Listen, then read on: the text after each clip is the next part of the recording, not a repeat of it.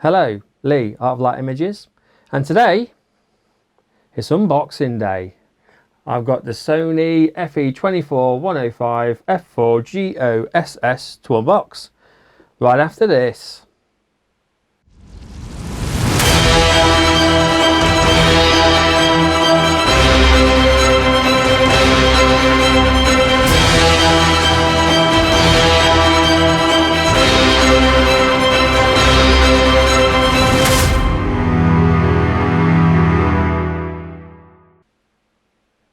Right, so before we get down to it, don't forget to like, subscribe, comment and hit that bell notification.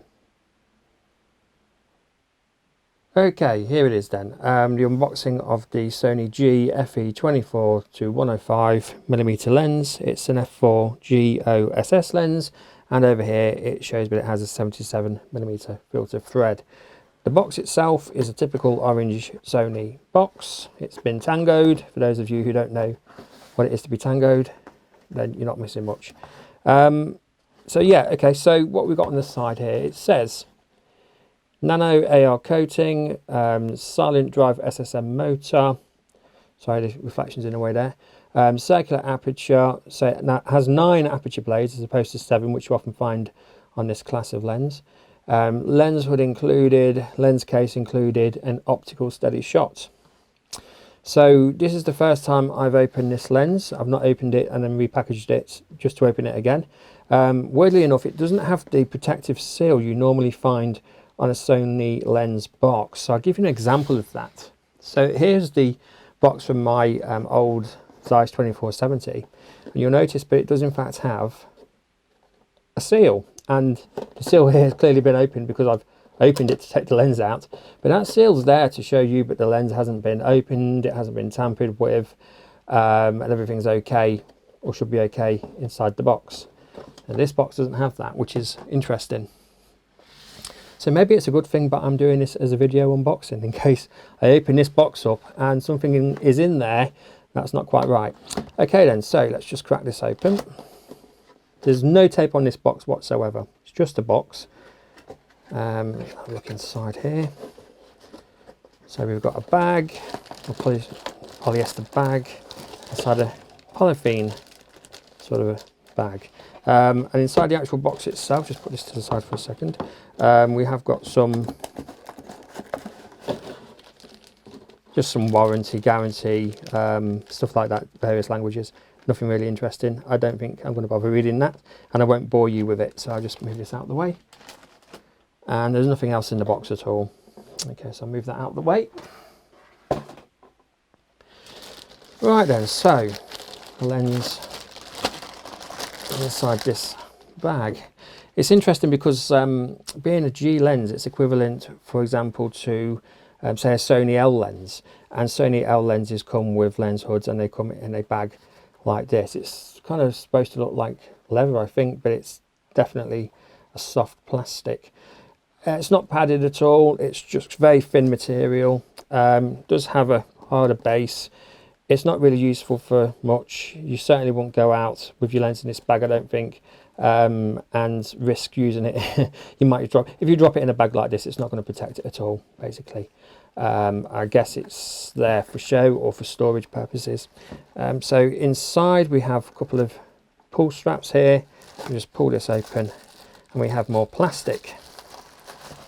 Get this out. Oh, it's like giving birth. Get this out of there. On the inside here, we've got the plastic lens hood. So just move that little bag out of the way.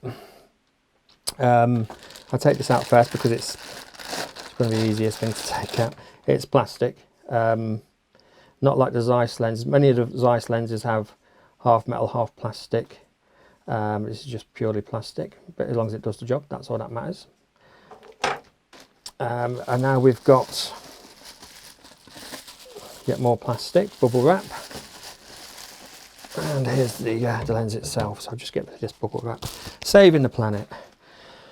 Right, so it's quite a heavy lens actually. Yeah, it feels like it's made from metal, but that's definitely plastic. Yeah, it's plastic, but it's cool like metal, and it's different to the end of the lens here, which is smooth plastic. So this gives the appearance of being metal, but it's not. Many Sony G lenses have actually got a sort of a metal outer case, or as some people have said, a vanity shell, and this doesn't have that. It just looks like metal, but it clearly isn't. Similar in feel to the Canon 24-105 f4L lens, which I used to own when I shot Canon, and it's not as heavy as the Sigma Art 24-105, which I owned when I shot Nikon. So the focus ring is very smooth. Yeah, there's nothing wrong there.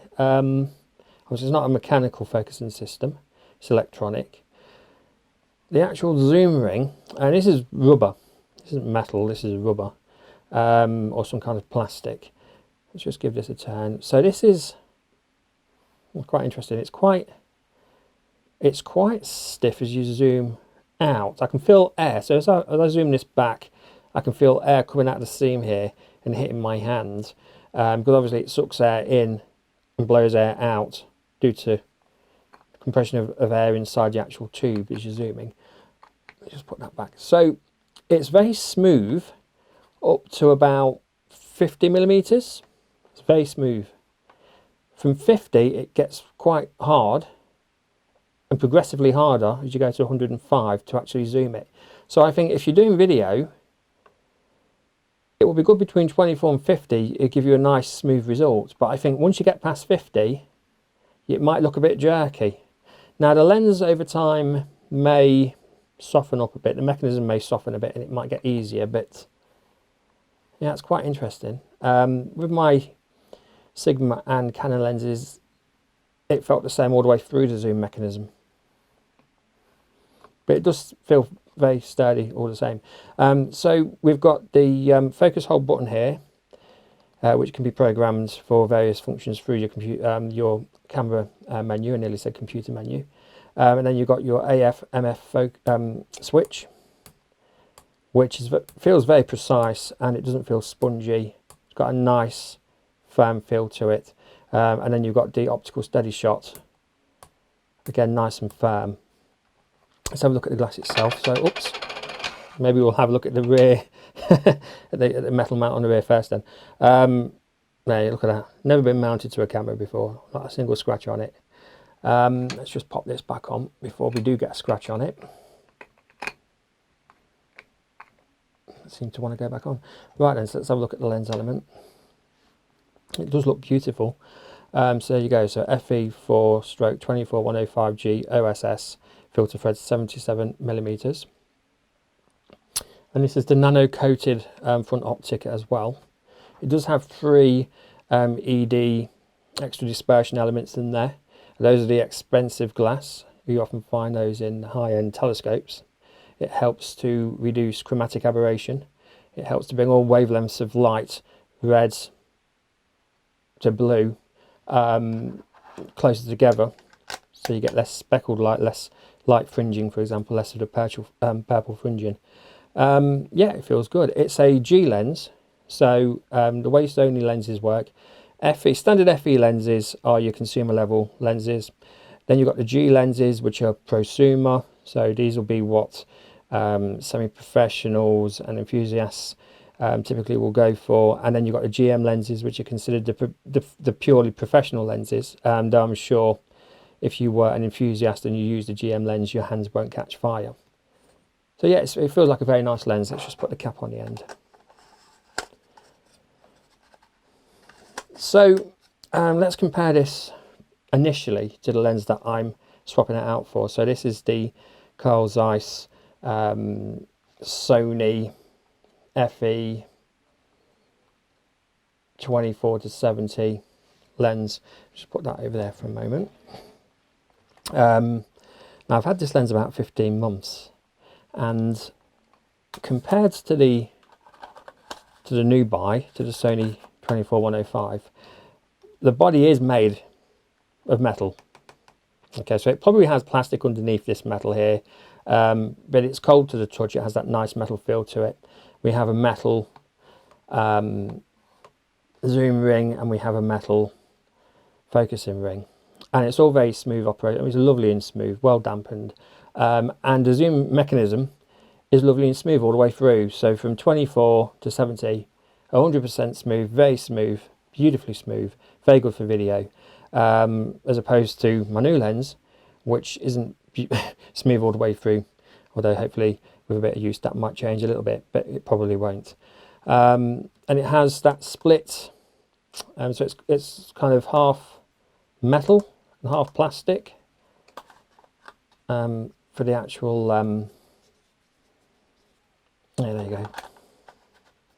Just put that back on there. I don't want to get on now. Yeah, okay. And again, it has a coated optic on the inside. It's in very good condition, actually. I do baby my stuff. Okay, so yeah, the lens hood is half metal and half plastic. Very high quality. The reason I'm actually selling this lens, and I've gone for this lens, is because I like the versatility of going from 24 to 105.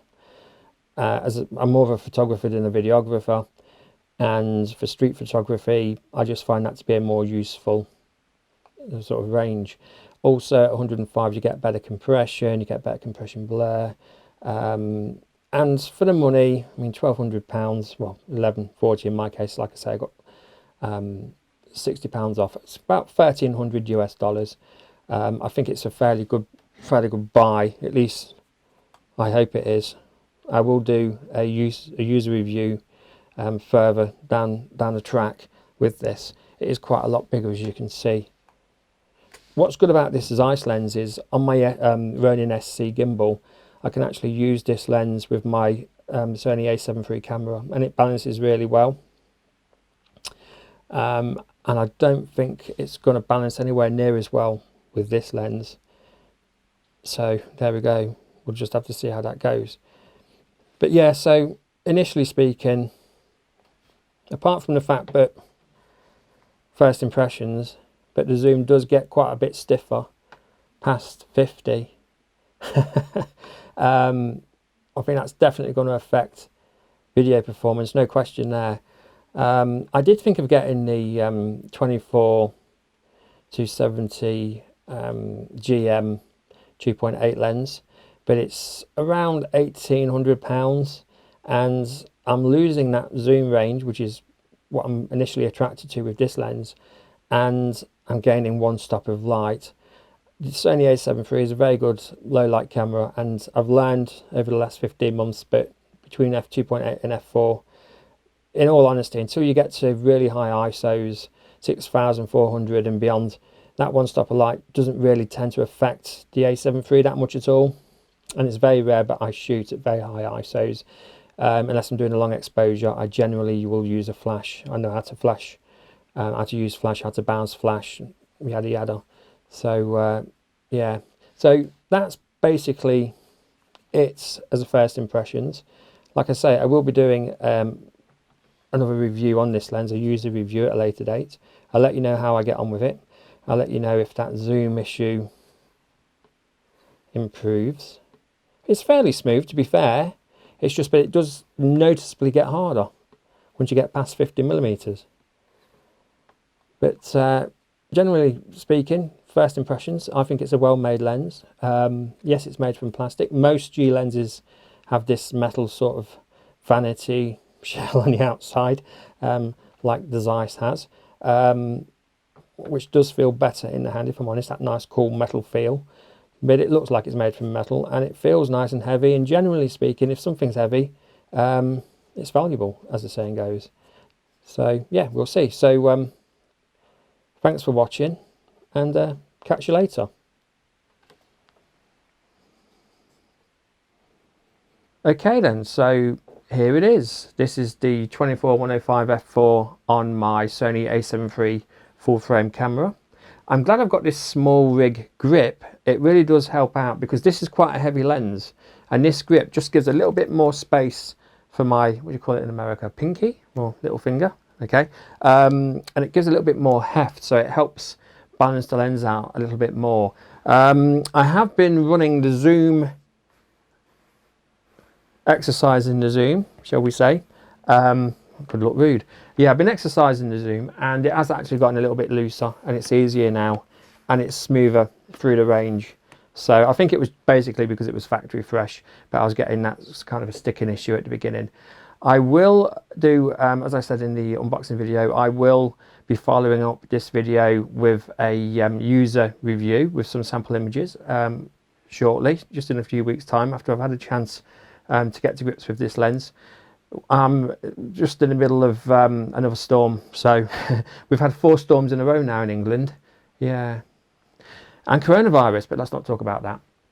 So yeah, okay then, so I'll catch you guys later. So before I go, don't forget to like, subscribe and hit the bell notification, and leave a comment. Have you got this lens? Would you like this lens? Have you got a lens that you consider to be better than this lens? Just let us know. It'd be good to have a conversation.